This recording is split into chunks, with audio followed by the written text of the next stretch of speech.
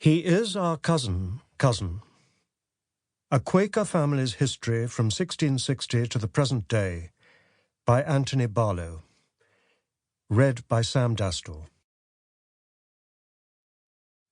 Quakers and Quakerism.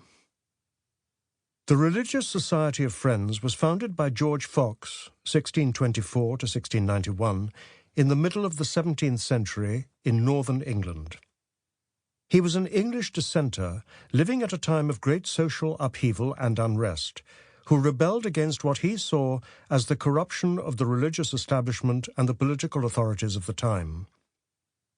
The name Quaker, originally a term of ridicule, derived from a statement of Fox's when he told his followers to tremble at the word of the Lord, but before long became accepted as the name of the movement.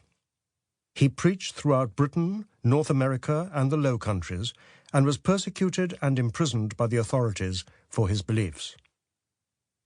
He believed that the light of God was in every person, and that everyone could have a direct relationship with God without involving a priest or minister, with Quaker worship consisting of silent waiting and participants contributing as the Spirit moves them. The passing of the Toleration Act in 1689 eventually allowed for freedom of conscience, and so gradually Quakers became more tolerated, if not still totally accepted. Indeed, some Quakers, such as William Penn, had already left for America to escape persecution, establishing their own state of Pennsylvania with a legal framework where power was derived from the people, much like a Quaker meeting.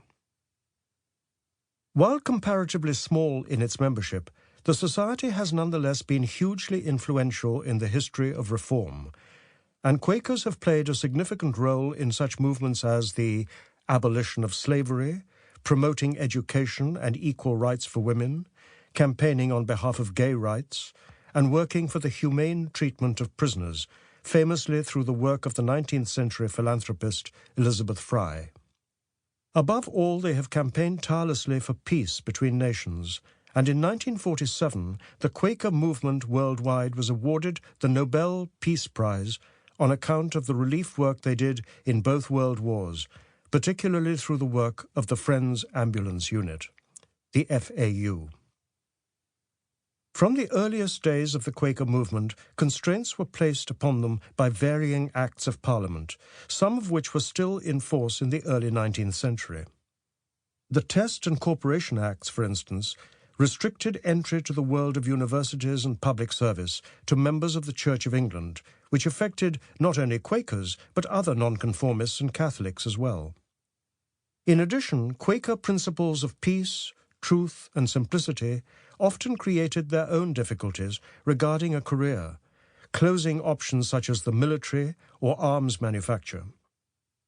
Of necessity, therefore, Quakers took up manufacturing and trade, where their very honesty and straightforwardness brought them success. As Chris Bullard and Sheila Williams say in their booklet, Quaker Enterprise and the Railways, in proportion to their small number, it is amazing that so many well-known companies and banks were founded by Quakers. But Quakers had their own networks that could be used to enable, encourage, and help sustain their businesses.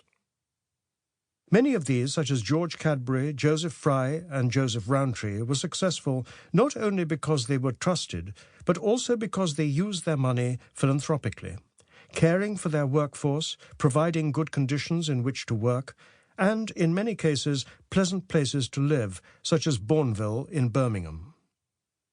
Today, Quakers work just as actively as ever to try and improve the human condition.